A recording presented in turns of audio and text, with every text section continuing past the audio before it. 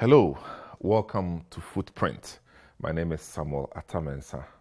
We'll take a short break, and when we come back, we'll now be speaking with a good professor, Professor Kwame Karikari.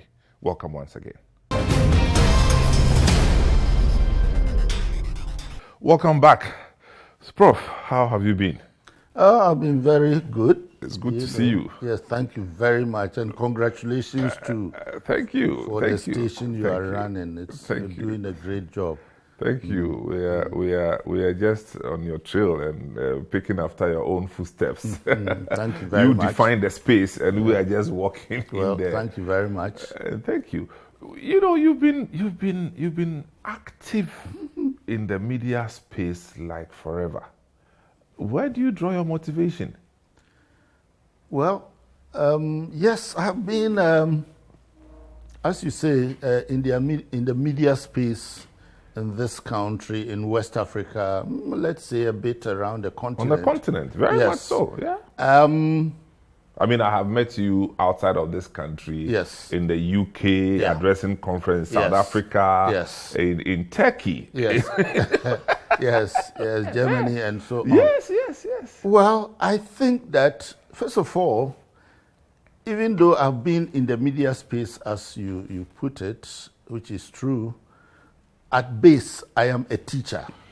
And I've been a teacher most of my adult life. You actually have the spirit of a teacher. Yeah, well, but my motivation in the media derived from two things. One, even though I've been a teacher, when I was growing up, I wanted to be a journalist. Oh, I see. One of the persons whose journalism really inspired me is our own old Cameron Diodu. Oh, wow. One of the best newspaper journalists I think this country has produced. But for various reasons, I didn't stay in journalism for long. Okay. I practiced... As in practice of journalism? As in the practice of journalism. In terms of professional day-to-day practice, my work in journalism was just about 8 years in the United States. Oh, I see. Where I worked with a small but very influential newspaper called The Guardian Weekly, a leftist Marxist newspaper. In which state? Oh, in New York City, New York, okay. Actually. But it was quite influential. Targeted. And respected, yes, respected. You had Supreme Court judges, senators, the White House subscribing to that newspaper, even though it was leftist, but very good journalism and so on. But apart from that, my stint in journalism has also included some amount of management. Of course. For instance, considerable amount.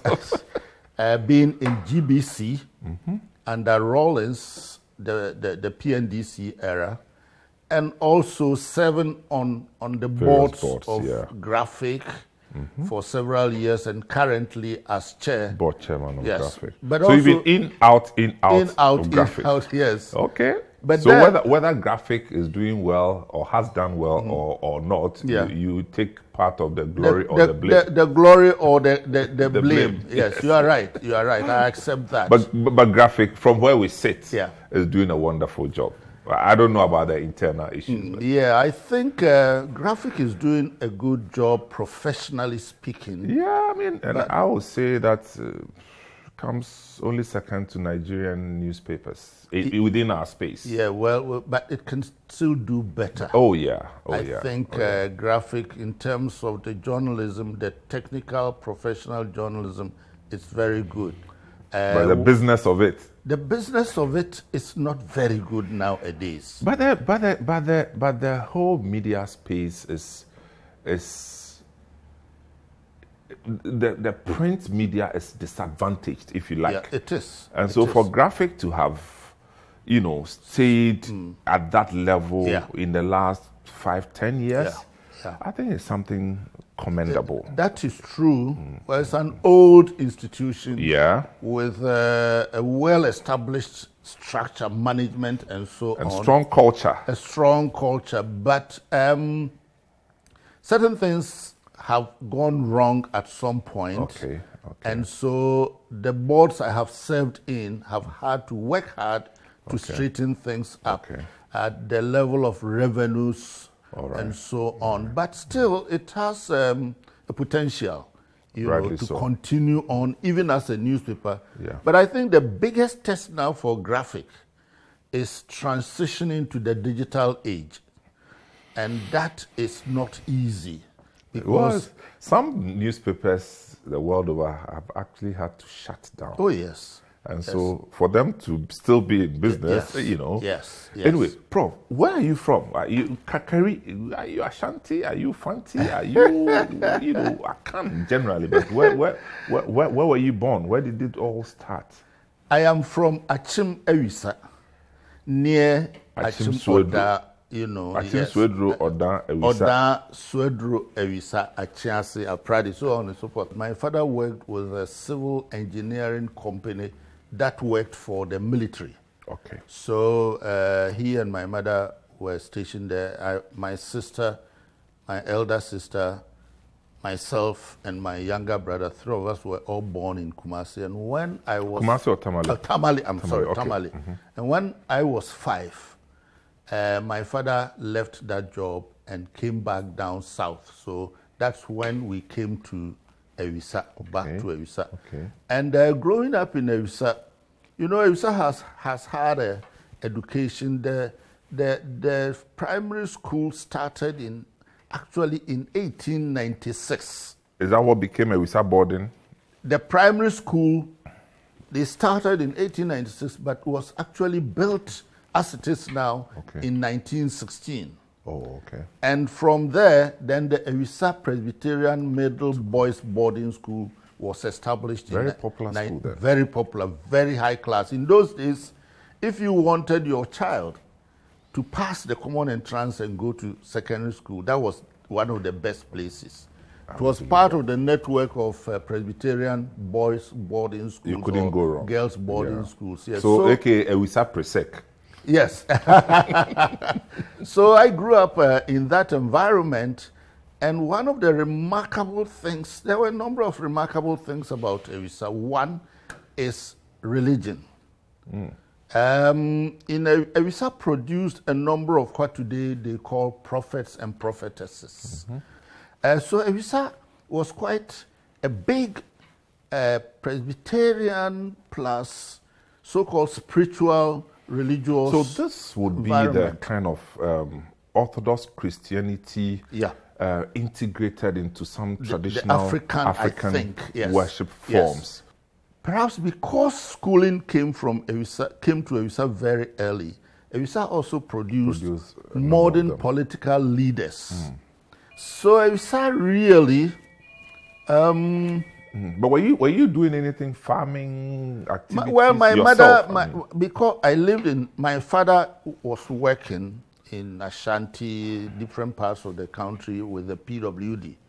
We used to visit him during holidays, but we were in school. My mother and her people were farmers. So we're going to farm every day in primary school. Remember some of your experiences? Oh, yeah. You remember a joku? A joku is the basket trap, right? The trap, yes, the fish trap that you put. But that one was always the elders, the older people, who wove the fish trap and put it in the water and then catch fish. But tell me, I'm still staying here because for me it's something that the younger fascinating. Yeah, they don't have that experience. We'll be coming to. Of course, so I would imagine that this period will be your basic education and middle school, if you like, which you did all within the Ewisa area, correct? From class 1 to middle form 4. Okay, yes. Good. We'll be coming to where he attended his secondary school and thereafter. But we'll take a short break. This is still Footprint.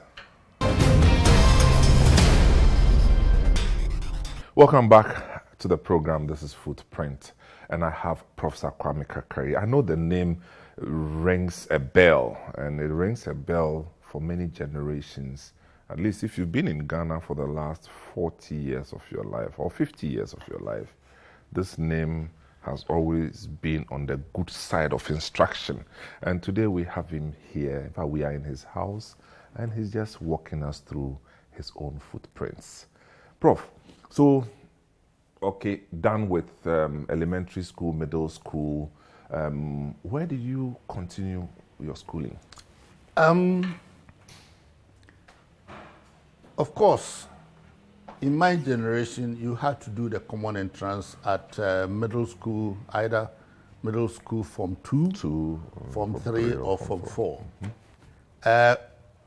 In Form 2, I sat for the common entrance. I passed, I think I passed for Adisadel and also, I think, Presec, which used to be at Odumasi. My father didn't have the money, so I couldn't go. In Form 3, I passed Prempeh College and also Adisadel again. And my father said he didn't have the money. And you know, that kind of thing pains you a lot. Yeah. Because I was always, you know, in the top of the class, and to see all my mates going and me not being a part of it really bothers you as a child. That's true. Because you don't know why your father says he doesn't have the money. You know, so you begin to. But my father was a very good man.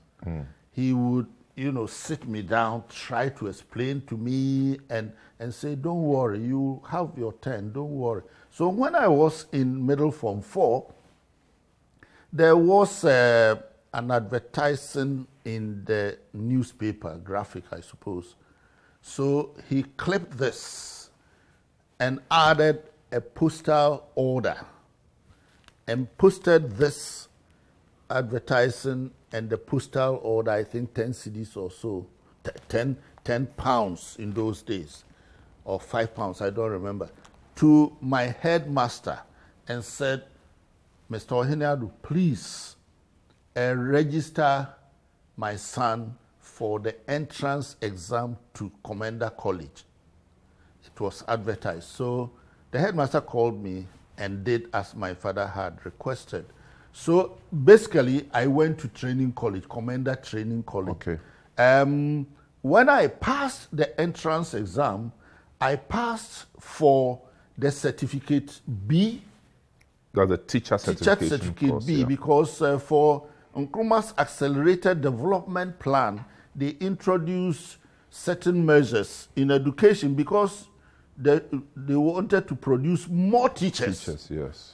They said they introduced the certificate B training college scheme. So people would go get the certificate B in 2 years, come out to teach, and after 2 years, they could go back and continue to get the certificate BA. Okay. But tell me, did you have to write a middle school leaving certificate? Oh, yes, and I got a distinction. I was going to say that without asking. I got a distinction, which was a big thing. It was huge, man. Huge, yes. We used to call it Hall. Hall. Hall. And I don't know where the name Hall came from. I think it came from the hall that... Examination hall, but... I think it was also because it was introduced at the time of a man who was in charge of what we may call GES today, but which wasn't GES, the education sector. There was a unit or department that was in charge of this examination, and apparently the man's name was something Hall. Oh. I would imagine one of these British guys. I haven't researched to find out, but I think a teacher Kafna, told me this several years ago. So it's possible. Hall. I'm going to see the hall. Well, it's very popular. Hall, yes. He says common entrance, but we used to say common entrance. Yes. So I passed to go to Commander College, to do certificate B. But then the principal, Mr. Creedy, when I passed, but then he wrote to my father and said that, please, I cannot admit him because he's too young. I want him to stay home for 1 more year. Then he will be 16 years, and I can admit him. By the time he finishes the Set B, he will be 18 and he will mature enough to be a teacher. I wasn't happy. But my father looked at it, and in fact, my father traveled to Commander to meet this Kridi man. He was an old British missionary, Methodist missionary. Kridi wouldn't budge. He gave him a letter and assurance that next year, let him come without taking the exam. I only want him to stay home for 1 year, blah, blah, blah. So luckily, the following year, then the government introduced the 4-year Certificate A program. So when I went the following year, 1962, I entered not for the 2-year Certificate B, but the 4-year Certificate A. So that's how come I spent 4 years in Commander College. In Commander. Okay. And in Commander, after the first term, in those days, we had 3 terms, not a semester system. The first term, second term, and so on. Third term. After the first term, Kridi retired as a missionary and left. And the next principal was a man from Winneba, R.R. Okine, a great educationist. Okine was such a wonderful school administrator. And the good thing about Okine was that he encouraged us to study hard. Before Okine, it was a policy, virtually an unwritten policy in all the training colleges, that you don't do the GCE. If you are a teacher, you don't do the GCE whilst you are in training college. Okine came and said that, no, this is nonsense, because we are training people academically to be teachers. So we should encourage them to do the O-level whilst they are in training college, so that when they finish, they can continue to go to university and come and teach with a higher education. So he instructed the accountant. In those days, we used to have allowances. He instructed the accountant that any student who wanted to do GCE by correspondence, what we may call distance education today, give him an advance on their allowances. So that's how many of us. So by the time I finished the 4-year Certificate A, I had my Certificate A and I had my O-levels also. In fact, there were 2 of my mates. One of them, Mr. Uamensa, he became quite a high executive at the Standard Chartered Bank. When he finished, he had the O-level and 1 A-level. Wow. Was so bright. There were guys like that. So that's how come many of us. But you eventually you're in the University of Ghana and actually I didn't attend University of Ghana. No, I'm saying that as a teacher. Yeah. Because I'm actually coming to Prof. Sansuchreme. Yeah. Because he has for the longest time carried the flag of Commander College. Oh yes. Yes. You were there with him, or he was my junior. Oh, at the time you were there. And Sansuchreme was 2 years my junior at Commander. But you knew each other there. Oh, we knew each other very well. Yes, we knew each other, and we've known each other since, because we were on the same staff at the University of Ghana School of Communication. I must say that his contribution towards the local language radio stations in Ghana, amazing, amazing. Yeah. I consulted him numerous occasions when I was starting Adom FM, and he actually gave me Kwame Karikari, the gentleman who runs Oman FM now. Yes. From linguistics and languages, something. Back in the day. Yes. Yeah. So, Commander College completed. After that, what happened? I went to teach. Okay, where? At Asante Achim Wenchi. The government at the time, this was, when Nkrumah's government was overthrown in February, And I graduated from commander in May, June. And I took up appointment as a teacher in Wenchi. So you are posted there? I was posted there by the Presbyterian mission, the Presbyterian unit, in September 1966.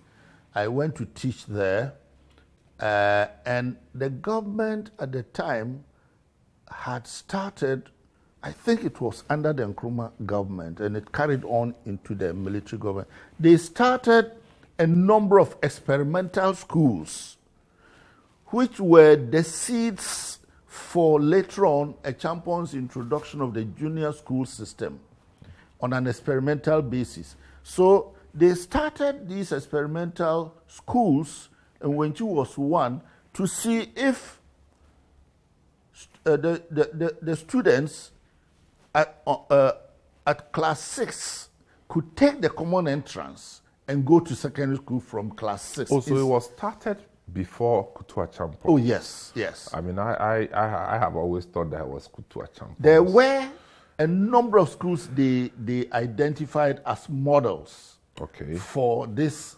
experimental system for students to terminate at class 6 and go to secondary school. Okay, because I attended one in Kumasi called State Experimental School.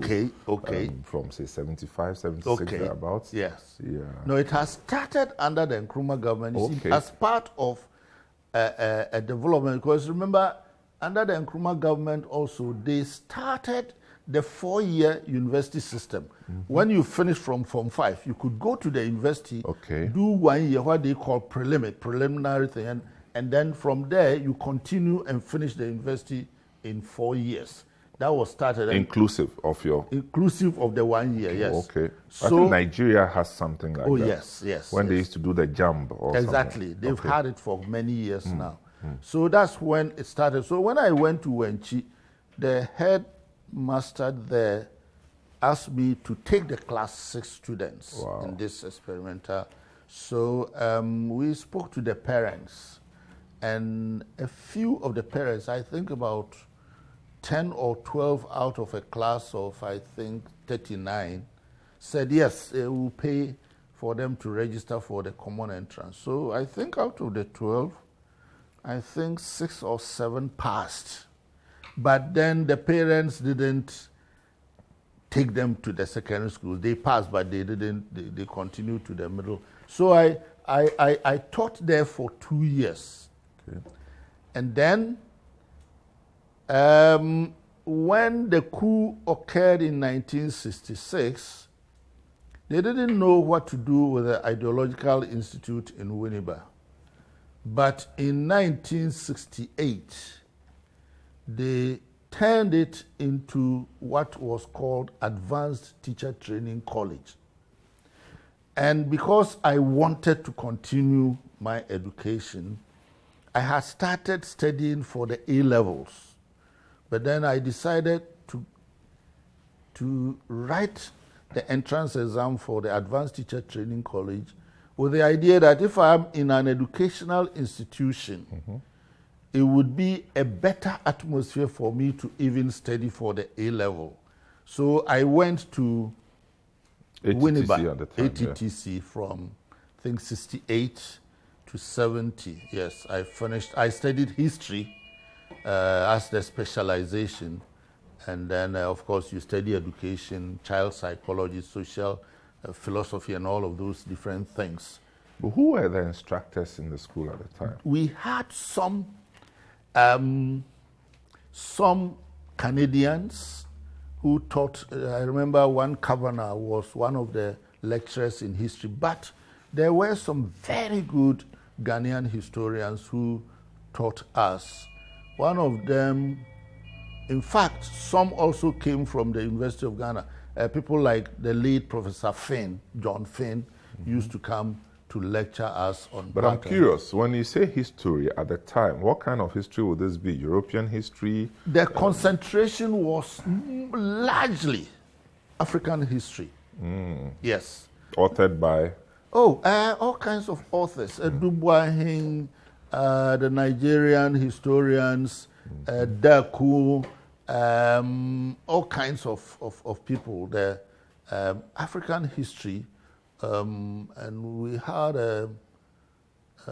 ancient history, a bit of that, a bit of exactly, a bit of European history, but the concentration was on African history. Right. Yeah.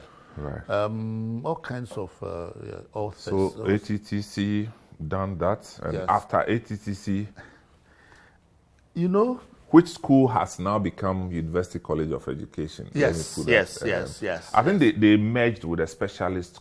They merged with a specialist teacher training college, which used to train sports teachers. That's correct. Art as teachers, PE masters, music teachers. Yes.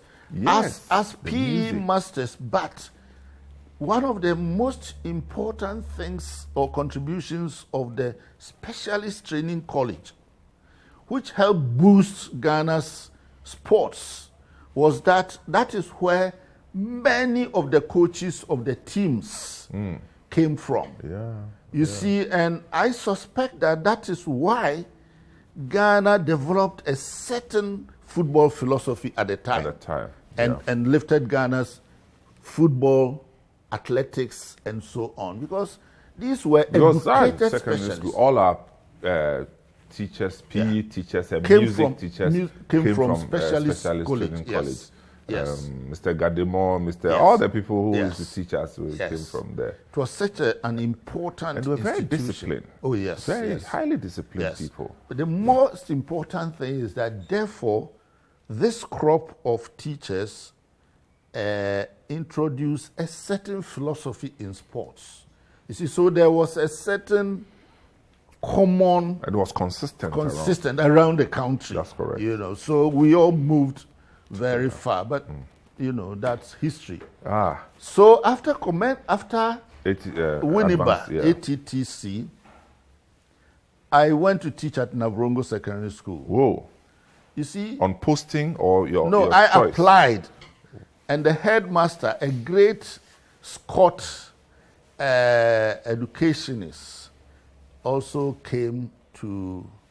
He drove down from Navrongo to come and interview me in Winneba, because it wasn't the case that teachers or graduates from the south would apply to go and teach, not just in the north, but in the upper region at the time. So I applied to go to teach in Navrongo Secondary School. So I went there to teach, and I loved it. I went to Navrongo because throughout my school, from Commander through Advanced Teacher Training College, I was a very active member of the Voluntary Work Camps Association of Ghana. And that's what got me traveling throughout the country. So by the time I was maybe 20, 21, 22, I knew what we may now call every district capital of this country. Wow.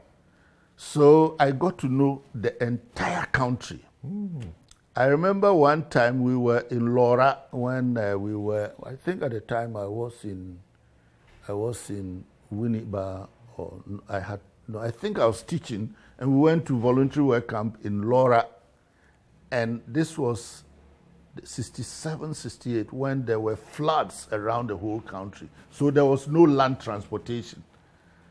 But the military brought their helicopter to airlift us from Laura and bring us to Accra or Tamale, I've forgotten. So from being in Volu, and Volu is a different story altogether. There have been some really wonderful experiences. Wonderful experience with wonderful people. In fact, one of the active Volu members is also our most recent retired Chief Justice, the lady Sophia Kufu. Yes, she was very active from Wesley Girls, and Wesley Girls was also one of the strong schools in the voluntary work camp thing. And a number of other prominent people, whether in the military, police, or elsewhere. So having gone around the country through Volu, I liked the north. And so I chose to go and teach at Navrongo. Yes. Yeah. So how was it like teaching in Navrongo?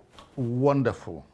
How many years were you there? Well, unfortunately, I didn't stay there for too long. I taught for just about 1 year.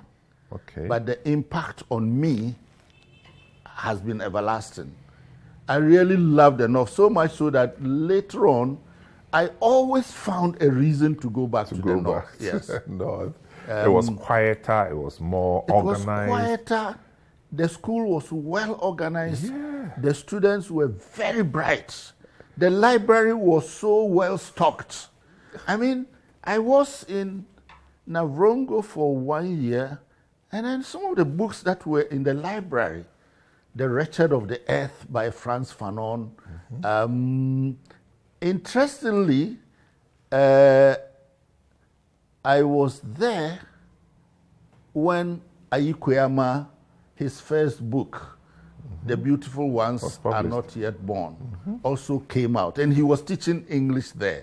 Oh, in Navrongo? Oh, yeah. And you see, and if Ayikweyama is teaching literature in a secondary school, you can imagine the level of intellectual. But granted, standard. I mean, we are far younger, but Yeah. my personal experience is, every other young person you see on the streets up north speaks impeccable English. Yes. And it's so admirable. Yeah. Anyway, so he left Navrongo and he continued with his life. We are in the footprints of Professor Kwame Karikari. We'll take a short break. When we come back, he will tell us how he eventually ended up in GBC. We'll be back. Thanks for joining us and thanks for staying. This is Footprint, and I have Professor Kwame Karikari here with us. And it's been interesting so far.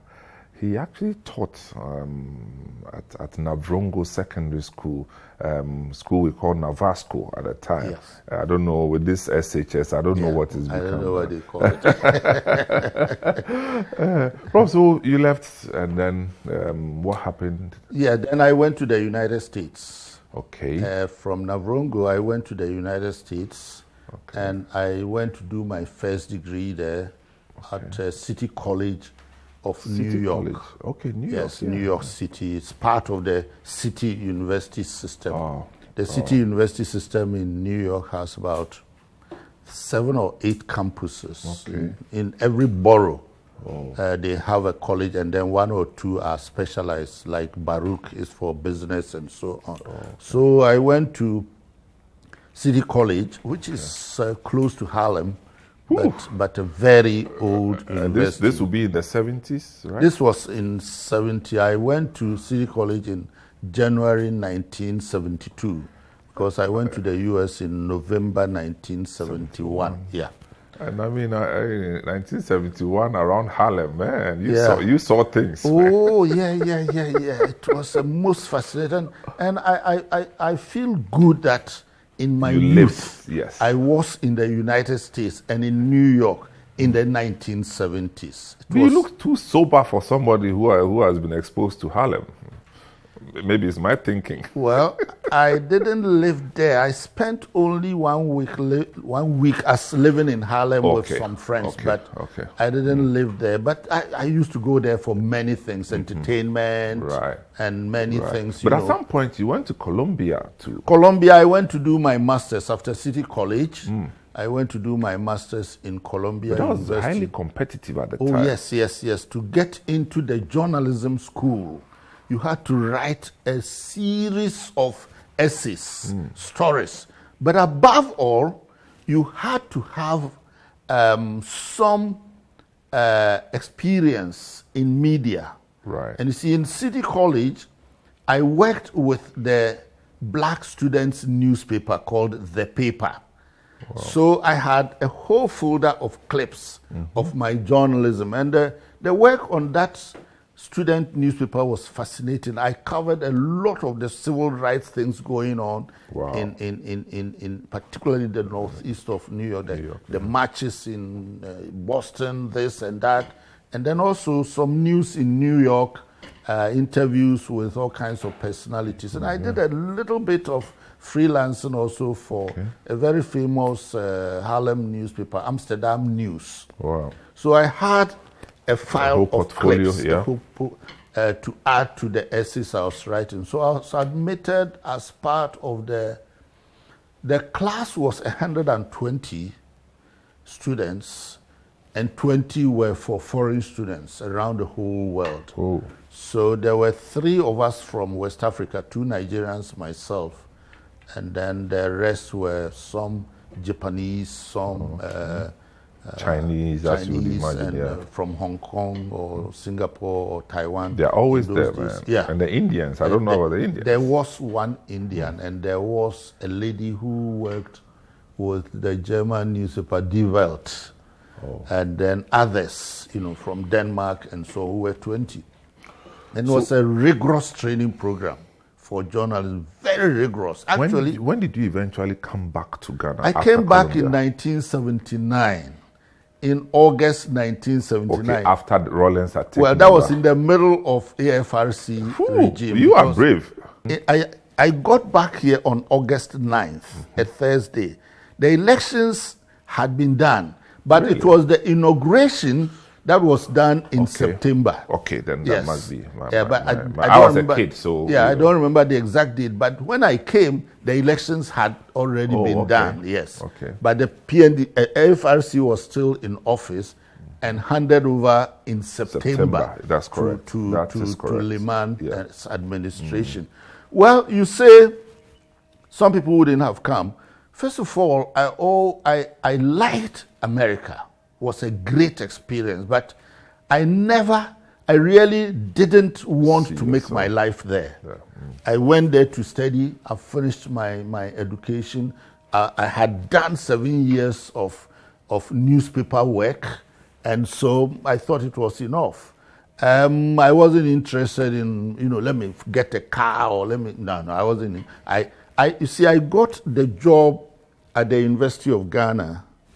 In fact, PAV Ansa, they wanted somebody to come and teach journalism, reporting, basic journalism. So I applied for the position. They took me and got PAV Ansa to come to New York to interview me. Wow.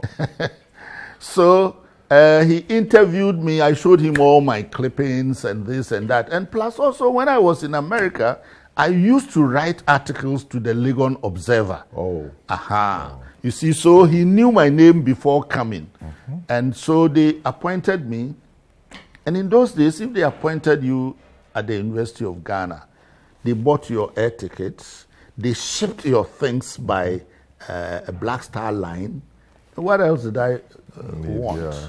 But tell me, not to cut you, growing up, do I recall you having been a contributor or writing for the Ashanti Pioneer at any Yes, time? when I was in Navrongo Secondary School. Yeah, because I used to write some articles the to Pioneer. the Pioneer. Oh, yes. I don't know what happened to that one too. Yeah, it's a great, it's a sad story that the Pioneer is not much of a newspaper today. Wow. The owner, Mr. Thibault, the son of the founder, he died. In fact, PAV Ansa helped get the Germans to donate a printing press to the newspaper around the 1980s, thereabout, or maybe 1993 or thereabouts. But the man died, and the people who took over, I don't think they were interested in, because we still need a city newspaper, indeed, for all of our cities. But, well, what can you say? So, back to Ghana, so you became a teacher. I came at to the of School Ghana. of Communication Studies. So that's where your career started yes, there. Exactly. Okay, for how long? I retired. Which year exactly was this? 1979. Okay. I started teaching. I landed here on August 9th, a Thursday, and I reported at the university on Monday, August 13th or thereabout. Went to the administration to do all the administrative things, And then they were holding exams and so on. So in September, I started teaching. So you taught for some time? I taught from 1979 till March 1982, when Rawlings took over again in December 31st, 1981.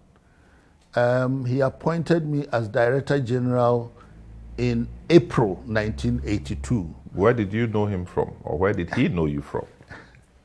Well, the socialist community? Exactly. You see, I had, even in America, I had been part of a whole, all kinds of social movements and activities. And as I said, the newspaper I worked on, the Guardian Weekly, was a leftist Marxist newspaper in America. You know the contradiction that's from where I sit, I've always found in your progression is that this person has been a socialist at heart and to a large extent in practice.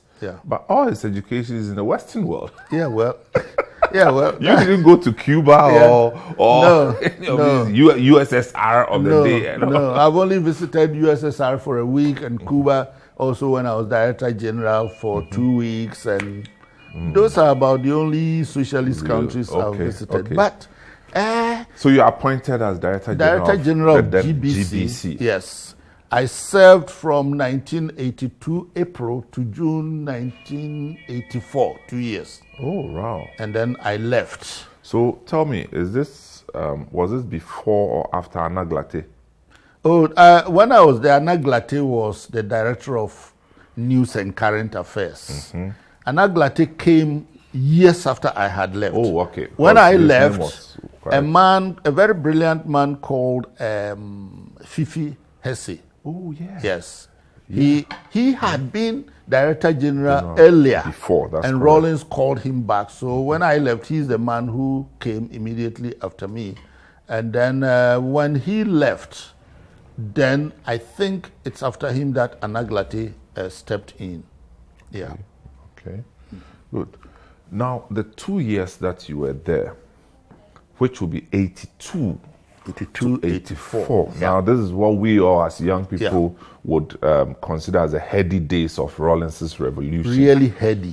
And the GBC as an institution was quite important. Central. Very central to the way things would happen. Now, I'll be in secondary school then. Every other month or every other quarter, you would hear in the news that there's been a coup attempt. And this was the man who superintended over the GBC. Tell us about your own experiences about this coup d'etat. You had the Major Abu coup d'etat, the people who were found in Dansoman somewhere, who were shot in the ceilings. Halid Dijua, he was like a serial coup maker. He kept popping up, all the time. So what's some of your experiences? Well, being in GBC in those years were very difficult and very exciting. As Director-General, the biggest problems were the state of the facilities of GBC. When I went there, the cameras were not functioning. There was only one studio camera, and it was all taped up. It wasn't very good. We were still black and white. Because of the facilities, GBC was transmitting television. I think by the time I got there, they were transmitting just about some 6 or so hours a day. But because of the system, we had to cut it down further to even 3 hours. It was terrible. But the radio kept going on. The transmitters were consuming enormous fuel. For instance, you remember we had external services on radio. One of the external stations was in Ejura. I visited there. And the transmitters, not the transmitters some you guys have today. These were huge occupied a large whole space, hall. At the time, the external transmitters, I've forgotten the wattage, were consuming 32 gallons of diesel an hour. You know, so the cost of all of these things were enormous. I worked hard. Gallons an hour. An hour. So in a day. Oh, imagine. Whew. So I spoke to, at the time, the Secretary for Information to start off with was Mr. Atworson, the late Mr. Atworson. Yeah. And so I spoke with him. We went to Rawlings and said, listen, TV is important, but we can't continue. If we force, the station could close down. So we reduced it to 3 hours. And then I worked hard and got the Japanese to give us a grant of 3 million to refix the TV and introduce color television at the time. By the time I was leaving, the contract was on. When I left in 84, by 85 or so, they introduced this. But talking about coup d'etat. But you know the speed with which you talk about the color television, as if it was just something small. I mean, this was huge in Ghana. Yeah. That we are now going to see color television like we see in videos. Yes. Charlie, it was big. Yes, yes. So you the young ones, don't joke with it, Charlie. Yeah, talk about the coup d'etat. The coup d'etats.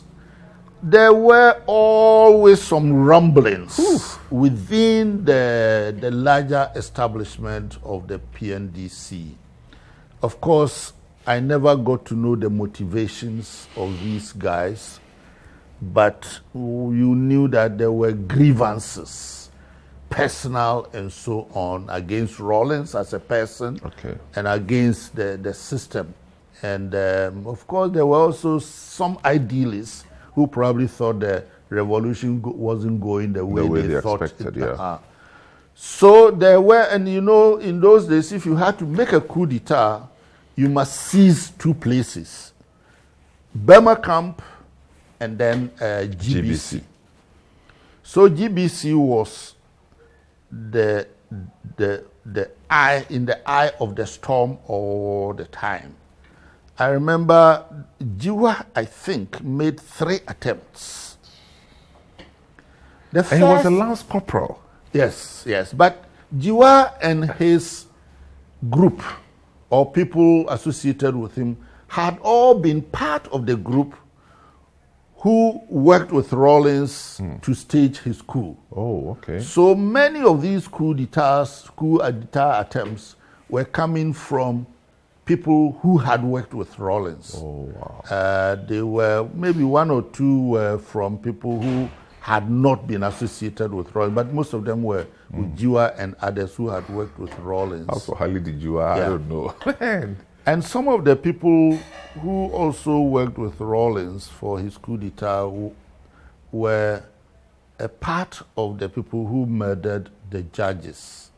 A very terrible incident according to the SIB, or based on what you know?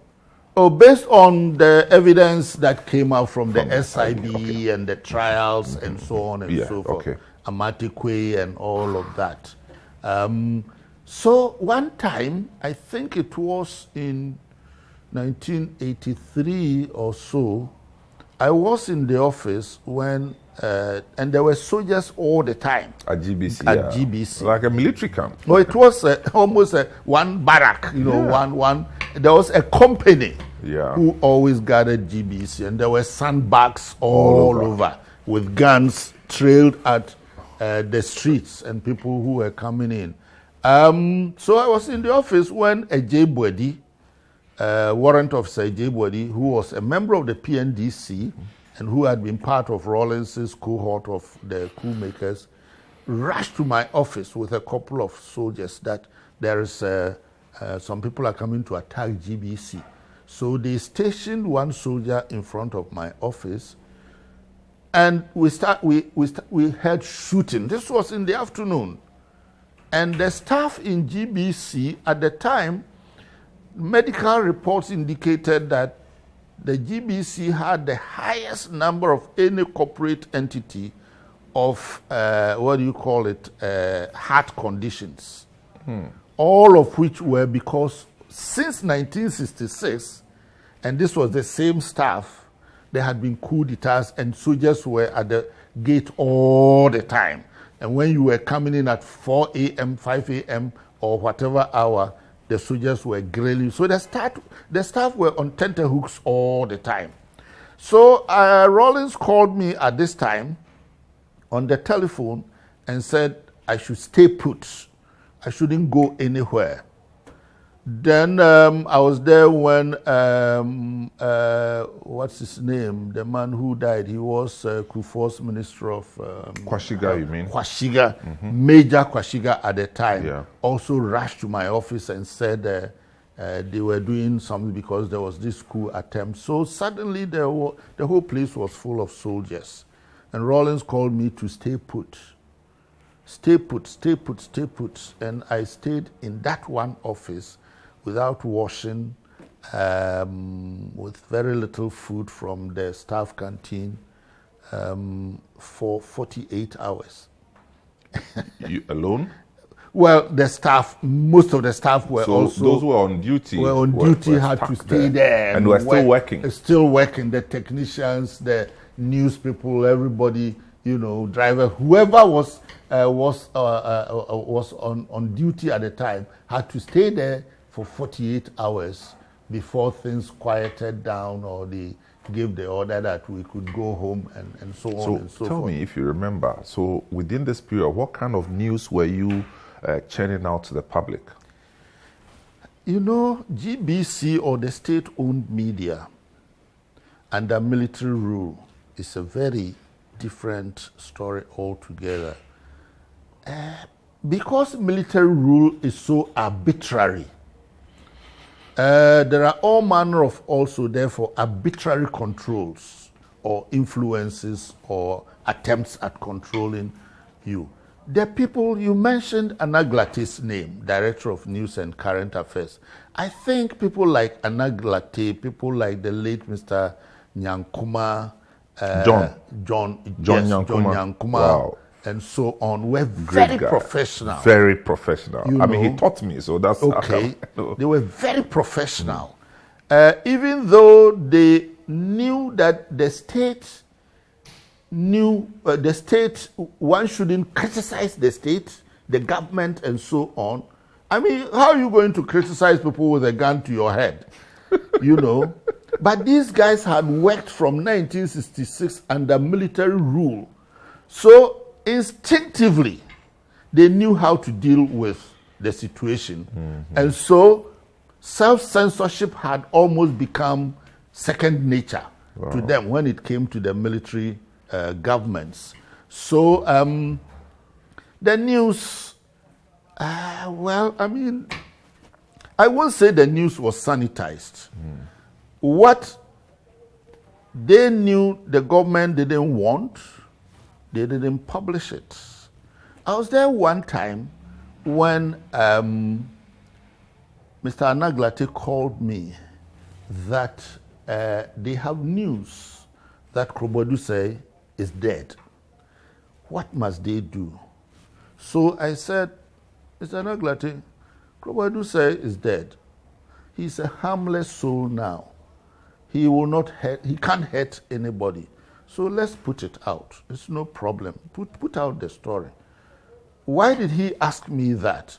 Because he knew the PNDC was hounding the PNC government and all the CPP people. So should we publish it or not? So I said, no, go ahead. You are a pro. So they published it, and I think some soldiers, not Rawlings himself, came there. Why did you publish this news? I remember one Patterson, Major Patterson, yeah. Yeah, it was very notorious at the time. Yeah. At the time in budging light-skinned guy, and taking on himself the man who should monitor what GBC is doing, and was always whispering to... Wasn't a crack academy boy, anyway. Always whispering to Rawlings' ears. The man you put there is misbehaving, he's doing this, he's insulting you, blah, blah, blah. But generally, I think GBC did well by ensuring that they reported, the PNDC effectively and also cut out opposition. What the PNDC would not like, instinctively they cut it out. So under the military regime, you talk about professionalism. Yes, professionalism is a technical thing. You can be professional without being critical, without being open-handed and open-minded. For as long as you stick to certain ethical norms, you are professional. But is that also an encouragement of free speech? No, not necessarily. So you had to encounter these coup d'etats and dealing with the PNDC government here and then until you left in 1984. Yeah. Well, I think the story has to be continued another time. So we'll just take a break here and we'll have a part 2 of this conversation. Because I think there's still a lot to say with this GBC and your own thinking about how the PNDC managed the media and things in Ghana at the time. So we'll just end this first episode here. There definitely will be a part 2 to this conversation. Prof, thank you so much for making time. You are very welcome. We definitely will be back. Thank you very much. Yes. You are very welcome. Thank you, sir. And I congratulate you for your leadership. And I think CTFM is a trailblazer. You and a few others are really helping this country. And we pray that you have the energy, the wisdom, and the health to continue. Thank you.